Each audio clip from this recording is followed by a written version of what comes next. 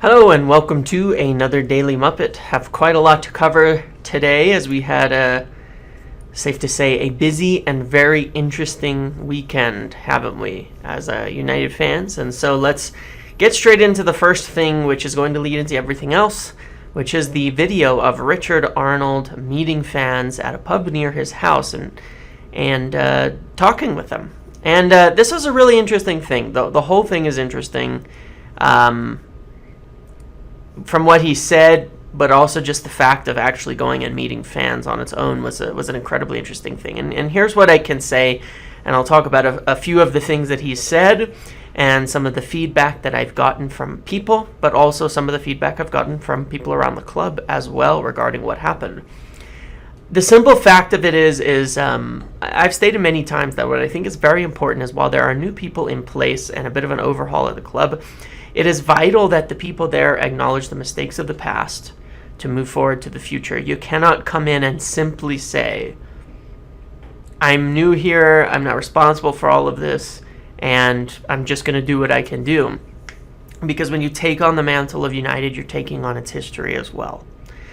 And what I really liked from the interview is while Arnold said, look, I'm here now and I'm going to do what I can and I'm doing this, he also acknowledged a lot of the problems that were there in the past and really said them without much fluff and without much kind of crap around it. It was very blunt about it. He talked about a few different things. So for one, he talked about poor contract decisions, apparently, about how, giving contracts to players that didn't deserve it is a thing that they shouldn't do, about how this is a mistake of the past. Mostly when it comes to that, he talked about how they pissed away $1 billion, and he mentioned this specifically, that they spent $1 billion, and when they look, they have nothing to show for it. And that is a fantastic and horrible thing to acknowledge, but the truth. Because $1 billion was spent on transfers, and United don't have anything to show for it. And they also have to understand, and this is a big part of the evolution at United that's ongoing, that with that $1 billion, they just threw it at transfers, at buying players, and they never modernized and built up the football side of the club to compete at the highest level with the best clubs in Europe right now. And that is why Manchester United are falling behind. Not because they don't spend on transfers, not because they've bought players, but because they have not spent the money efficiently and well to modernize the club and keep up with football of today. And so the purchases that were made were haphazard and all over the place, fitting different managers' ideals. The football plan was not in place. The scouting was behind. The analytics are behind. The data is behind. The science is behind. The medical is behind. The training ground is behind. Everything is behind. And that was a waste of $1 billion just to throw it at transfers. And so it's important to also recognize that it isn't all about transfers, even though that was a lot of the questions that were asked. It's about a lot of things. In terms of transfers, of course, he also mentioned that, look, the money is there, that his job is simply to sign off, to give the money to Murtaugh and Ten Hag and go get the players that they need, and his job is to sign off. Now, this is true, but the issue is still somewhat about the budget and how the budget works. There's a story that they didn't want to sign multiple players and then come back to De Jong and find out they didn't have the money for him, and that's because the budget isn't exactly set. They've been given some guarantees that they will have the funds to make certain deals and that there is a significant amount of money available for transfers, but they still need to be smart about it to form a comprehensive plan. He also apparently spoke about leaks and about some of the players leaving and how they feel that they've resolved some of the issues that were resulting in player leaks so that they would not continue moving forward. And he spoke about dividends, he spoke about sponsors, and some of what he says is true, as I was mentioning recently. And I actually talked about this in the last few videos, and I spoke with Phil Brown on his podcast last week, that United are at a bit of a turning point here. There isn't a ton of money available from sponsorships right now, which he mentioned that they have to go and get sponsors and that they need that money to do some of the plans that they have to do and to follow through with an overhaul of Carrington and Old Trafford and all of that. with the dip in the stock markets, with the dip in the economic situation, they cannot just go raise money and get free credit to do all of these things. They do need that money. And the issue that they're having now is that a lack of footballing success is finally catching up with the club to where it is affecting the commercial side of things and their ability to operate on everything that they want to do. And there is a recognition that the football side of thing is more important and is going to continue to be more important in terms of the longevity and success of the club. And I get that, people may not like sort of the pleading, don't affect the sponsorships and don't do these things. Here's the facts of it, though. They're probably not selling anytime soon. They've made that pretty clear. United remains a big club, and they do intend to turn it around. That is the facts. That's what they've said. That is the intention, not necessarily what has happened. Action is needed now to follow through on that and make sure that the things that they're saying and that Richard Arnold was saying, all which sound very good, actually result in action and result in results on the pitch and with the improvement. The results on the pitch are always going to be paramount to anything that is said or stated, and it is going to be vital to the return of their financial strength. Here's the thing, though. It's not all PR, and even if it is PR, some PR is good. The communication itself is important. It's not nothing even on its own. The simple fact of communicating is meaningful. United were not aware that it would be recorded. It was not planned. However, I can tell you for a fact they are aware of how positively it was taken by fans, and there is hope that this can be a marker for further communication in a different manner. But communication itself, what they're actually doing, what they're actually planning, what they're actually moving forward with, and talking regularly to fans is something that people want. So it is action on its own, just simply doing this. But of course, what they communicate about, the plans that are there, the modernization, the spending the money, the doing what they're supposed to, now it has to be followed through with. And here's what I can tell you on this right now. I had some really good conversations over the weekend, and what I have been able to know is quite a few different things, and I'm going to go through them in a whole mess of videos over this week and next week, and I'm also getting more details and furthering in communication on this. But there's a few things that are happening. One is that United are making significant, and they are doing this, making significant changes to the structure of the football side of things. This includes and is very strongly oriented with strengthening it under Murtaugh. And the hires such as Andy O'Boyle and Dominic Jordan are a big part of this. And I want to talk about that for a moment because I'm going to have more on this in more detail. What I've been told is United are working on a clear overhaul to the entire scouting, recruitment, and data science area, and it is strongly underway. If you take a look at what's gone wrong, we've missed way too many times. Rather than making 10 signings, we need to make a few of the right ones each summer, and you'll actually see clear and continuous progression rather than the roller coaster that it's been at United so far. Liverpool, City, these other clubs, they have a certain way of recruiting that works and is successful, and a big part of that is analytics, and that's what Dominic Jordan was brought in to do, is to modernize the analytics side of things. And again, I'm going to have a whole video that actually talks about the entire recruitment overhaul this week, but this is an area they're really progressing. Now, this summer, it's a bit of in the flux. They obviously let go of scouts, they've let go of a lot of people, and as was reported by Luckers today, I talked about this last week, that they're recruiting a lot of the people that Ten Hag is familiar with simply because they can, and because they don't have this whole modern system done and in place yet, and they want to make the right decisions. And for now, they're happy to give Ten Hag some of what he needs to implement his system and his style of play at United, because that is a key part of the whole analytics side and recruitment as well. Having a clear, concise, and consistent style of play that pervades the club, that is from the manager, but is also strongly driven by the club itself, and recruiting in line with that. So beyond the manager, you have a strategy that is effective and is working. Okay, so that's a lot of what's happening, and let's move on to what is happening with transfers. Last week, I told you to be confident in De Jong. I was given the information that United couldn't afford to miss, and we're very active on it. One of the things Richard Arnold did say in his videos, they already have people in Barcelona sorting it, and they're working on it right now. There are other factors at play. There's a bit more than meets the eye. But what I was told with regards to the De Jong situation is that United did not want to pay immediately when it came up, But in working through the deal in the way that they have, they'd allowed themselves the ability to address a comprehensive plan to summer, look at other targets, get other things, without just throwing all the money at it in the beginning and not having the flexibility that they need to. One of the problems with the way that the De Jong deal is perceived, and I can say this for sure, is that whole 95% thing that came out from Romero weeks ago. It was over a month ago now. What happened was it gave the wrong impression of the progression of the De Jong deal. At the time of that, the day before, I said they contacted De Jong and he didn't want to come to United. That is a fact.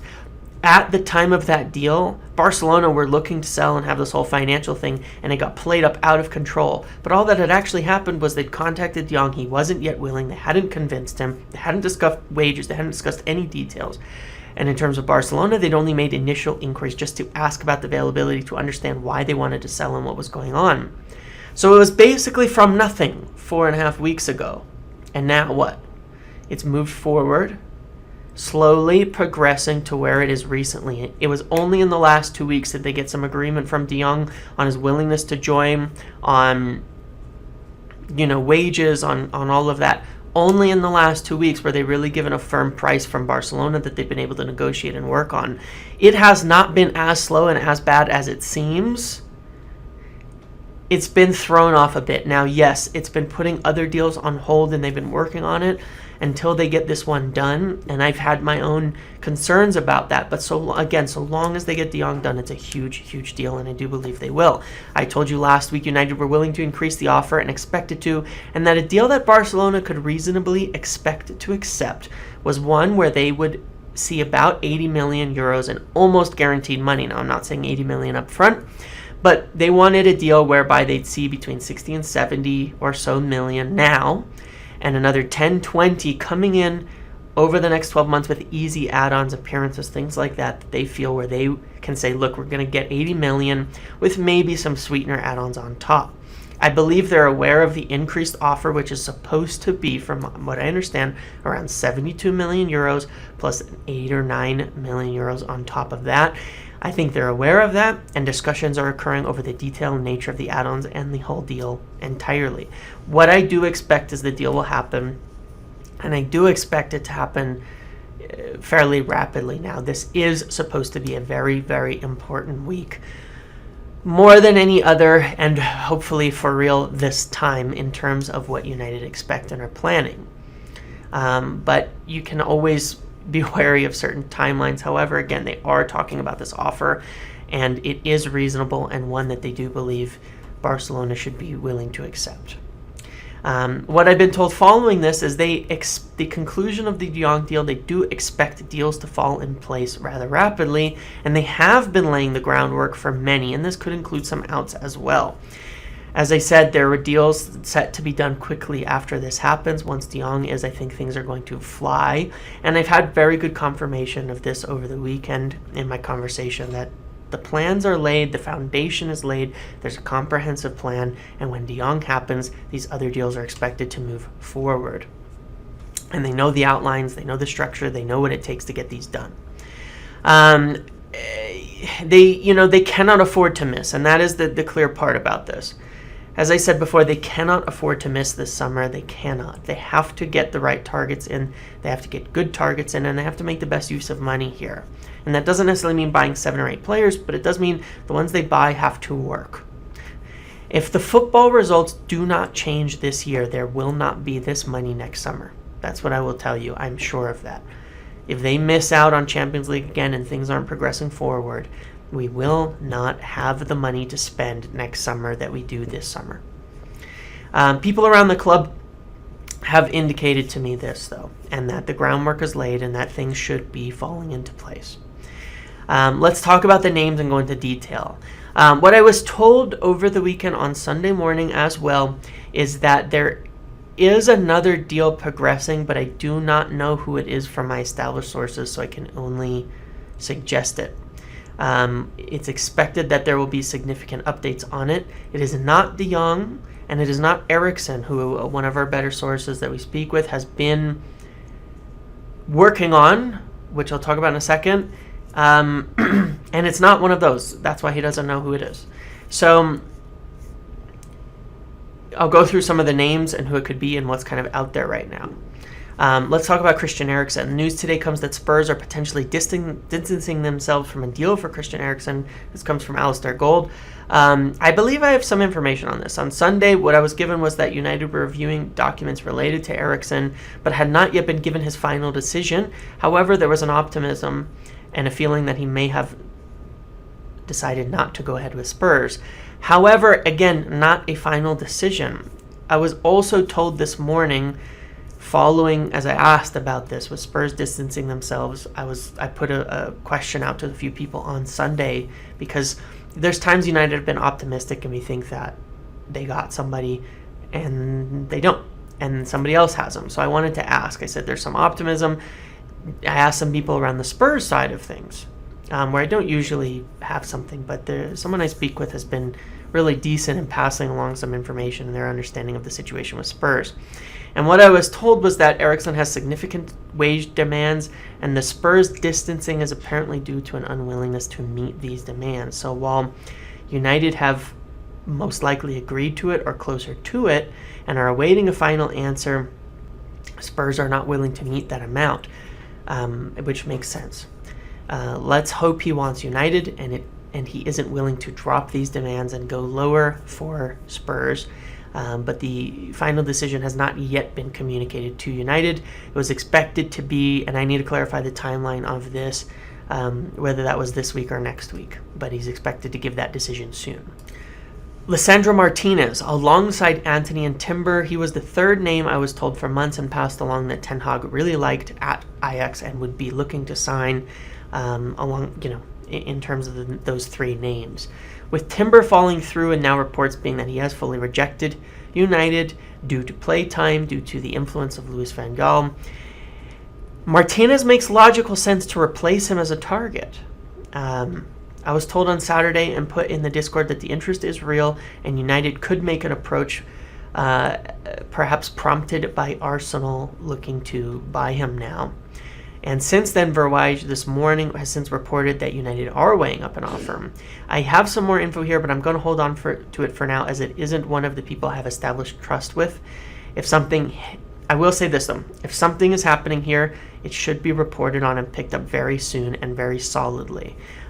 It could be tied to outs, I'm not sure. He's more affordable as a center back target, more flexible as left-footed, could cover left back, could cover in the midfield. So we may not require an out to bring in a Martinez. But this is one to keep an eye on. He could be a straight replacement and target of profile for Timber.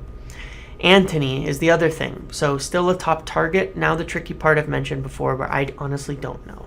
Do we go for two for Ajax? Do they go for Antony? Do they go for Martinez?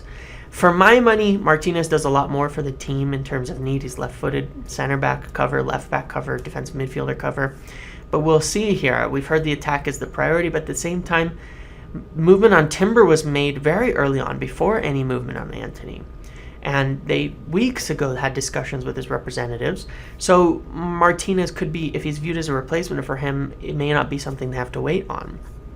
Again, we should find out very quickly regarding Martinez, and we'll know perhaps then if Antony is still on the table. Contact with his representatives has occurred recently, but there's no bid or offer or deal made as of yet. Pau Torres is the other name for center back, a top target for center back, as we've known for a long time. Discussions have occurred with his representatives and with Villarreal to understand the framework of a deal. The question is, will United spend 50 million euros on a center back unless a big center back like Lindelof is sold? I don't think so personally, but that's only my opinion. Whereas a player like Martinez is more affordable, more flexible, and would not require such significant outs. And then there's the factor of Varane and Maguire. Can you really bring in Pau Torres with those two?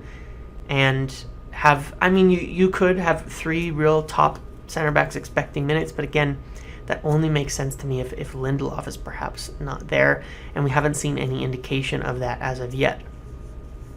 Then the other factor is this kid from Derby, Malcolm Iboué. This could easily be this third signing, this third name outside of Eriksen and De Jong that I've heard. I have no info, but we continue to be strongly linked to him. He's left-footed, high potential, free. However, compensation would still be due multiple clubs, so there's a cost associated. And there is another club pushing ahead on a deal for this, which I believe might be Spurs again. So we'll have to see what happens here, but if you sign Iboué, are you also signing Antony? Or would you then prioritize, getting Martinez after De Jong? Seeing what else happens here, I don't know. And I think we're going to have to get some clarity on that. Malaysia is the other main name that I've heard. There was a report over the weekend from, who was it? Draper at the Mail, linked us to a move for Malaysia following the De Jong completion of the De Jong deal. And as I've said before, I've heard strong interest here, but tied to a Telles sale. He has interest from other clubs, certainly, and United have not pressed ahead yet. However, it has been reported, and I've heard as well, he's been rejecting or holding up a move to clubs like, I think, Lyon are the main one, perhaps waiting for a move to England where he would prefer to go. There are other clubs in England looking at him as well. So these are the main names and the main progressions here.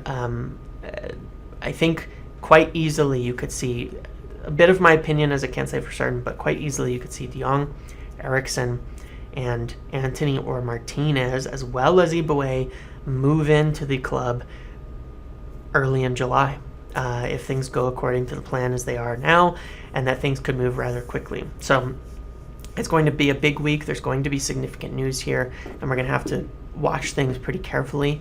I'll report as quickly as I can. As I hear things, I do expect to hear about De Jong in the ensuing days, and then we will go from there. Okay, so these are the main names now. I don't think I missed anyone significant. If I did, I'll bring it up in another video or elsewhere. But that's what I've got.